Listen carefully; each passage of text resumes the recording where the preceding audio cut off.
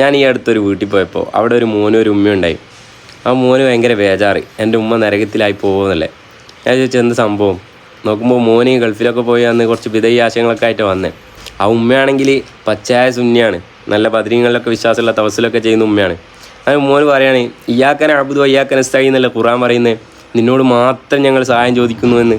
എന്നിട്ട് നിങ്ങൾ സുന്നികൾ മഖബറകളിലൊക്കെ പോയിട്ട് അവിടെ ആരാധിക്കല്ലേ ചെയ്യണേ. ഞാൻ ആ ഇക്കനോട് പറഞ്ഞു, ഇക്ക നിങ്ങളാരോ പറ്റിച്ചതാണ്, ഞങ്ങളങ്ങനെ അള്ളാഹു അല്ലാത്ത വേറെ ആരെയും ആരാധിക്കുന്നില്ല. ഉമ്മനോട് ചോദിച്ചാൽ നിങ്ങൾ മടവൂര് സിയാറത്ത് ചെയ്യുമ്പോൾ സിയം വലിയുള്ള ഇലാഹാണ് നിങ്ങൾ വിശ്വസിക്കുന്നുണ്ടോ?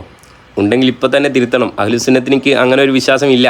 ഇനി ഇയ്യാക്കൻ അബ്ദു ഇയ്യാക്കൻ നസ്തഈൻ എന്നുള്ളത് നിന്നോട് മാത്രം ഞങ്ങൾ ചോദിക്കുന്നു എന്ന് നിങ്ങൾക്ക് എവിടുന്ന് അർത്ഥം കിട്ടിയേ? ഇൽമുൽ ബലാഗയിൽ ഒരു കായികയുണ്ട്, ആമിലിനേക്കാൾ മാമൂല് മുന്തി വന്നാൽ ഹസറിൻ്റെ മാന കിട്ടും, അഥവാ മാത്രം എന്നുള്ള അർത്ഥം കിട്ടും. അങ്ങനെയാണെങ്കിൽ ഖുർആനിൽ എത്രയോ സ്ഥലങ്ങളിൽ വയ്യായ ഫർഹബൂൻ, നിങ്ങൾ എന്നെ മാത്രം ഭയപ്പെടണം. അപ്പോൾ ഒരു പാമ്പിനെ ഭയന്നവൻ കാഫിറായി എന്നാണ് അർത്ഥം. ഫമ്മൽ യത്തീമ ഫലാത്ത ഖഹർ, നിങ്ങൾ യത്തീമക്കളെ മാത്രം വിരട്ടരുത് എന്നാണ് അർത്ഥം. മുഹമ്മദ് സാഹില ഫലാത്തൻഹർ, ഇങ്ങനെ തുടങ്ങിയ ഒരുപാട് ആയത്തുകൾ ഖുർആനിൽ മാമൂല് മുന്തി വന്ന ആയത്തുകളുണ്ട്. അവിടെയൊക്കെ നിങ്ങൾ ഈ ഹസറിൻ്റെ മാന കൊടുക്കുമോ? ഇനി ഹസറിൻ്റെ മാന കൊടുക്കുകയാണെങ്കിൽ തന്നെ ഈ അഹ്ലുസുന്നത്ത് ചെയ്യുന്ന ഇസ്തിഗാസയായിട്ട് എങ്ങനെയാണ് എതിരാകുന്നത്? മുഫസ്സിരീങ്ങളൊക്കെ അതിൻ്റെ അർത്ഥം നമുക്ക് പറഞ്ഞു തന്നതല്ലേ.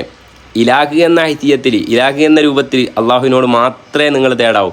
ഇലാഹി എന്ന ഐതിഹ്യത്തിൽ ഞങ്ങളും അള്ളാഹുവിനോട് മാത്രമേ ചോദിക്കുന്നുള്ളൂ. ഔലിയാക്കളോട് ഞങ്ങൾ ചോദിക്കുമ്പോൾ അള്ളാഹു കൊടുത്ത കഴിവിൽ നിന്നാണ് ഞങ്ങൾ ചോദിക്കുന്നത്. അതല്ലെങ്കിൽ ഔലിയാക്കളുടെ ബറക്കത്ത് കൊണ്ട് അള്ളാഹു ഇനി ഞങ്ങളുടെ കാര്യങ്ങൾ സാധിപ്പിച്ചു തരണേ എന്നാണ് ഞങ്ങൾ ചോദിക്കുന്നത്. ഞങ്ങളുടെ വിശ്വാസം ഞങ്ങളല്ലേ പറയേണ്ടത്. ഞാൻ സംസാരിക്കുന്നത് സാധാരണക്കാരായ പാവപ്പെട്ട നിങ്ങളോടാണ്. നിങ്ങൾ ഇതുപോലുള്ള ആയത്തുകളിലോ ഹദീസുകളിലോ വഞ്ചിതരാവരുത്. നമ്മൾ ഒരു കാര്യം മാത്രം ഓർത്താൽ മതി, നമ്മുടെ മുൻഗാമികളും സ്വഹാബാക്കളും താബീങ്ങളൊക്കെ നരകത്തിലായിട്ട് ഇവർ ഈ 4 ആൾ മാത്രം സ്വർഗത്തിലുണ്ടാകുക എന്നുള്ള ഒരിക്കലും ഉണ്ടാവില്ല. കാരണം സ്വർഗത്തിൻ്റെ വീതി തന്നെ അല്ലാഹു സമാവാത്തു അല്ല അല്ലാഹു എന്ന് ഖുർആൻ പറയുന്നത്. 7 ആകാശവും ഭൂമിയും കൂടിയതാണ് സ്വർഗത്തിൻ്റെ വീതി തന്നെ. അത്രയും വലിയ സ്വർഗം ഇവർക്ക് 4 ആൾക്ക് വേണ്ടിയിട്ട് പഠിച്ചോൻ എന്തായാലും പഠിച്ചു വെക്കൂലോ. അതുകൊണ്ട് നമ്മുടെ ഈമാൻ തെറ്റാൻ സാധ്യതയുള്ള ഇതുപോലുള്ള വീഡിയോസോ ഓഡിയോസോ ഒന്നും കേൾക്കാതിരിക്കുക. അള്ളാഹു നമുക്കൊക്കെ ഈമാനോടുകൂടി മരിക്കാനുള്ള തൗഫീഖ് നൽകി അനുഗ്രഹിക്കുമാറാവട്ടെ. അസ്സലാമു അലൈക്കും വറഹ്മത്തുള്ളാഹി വബറകാതുഹു.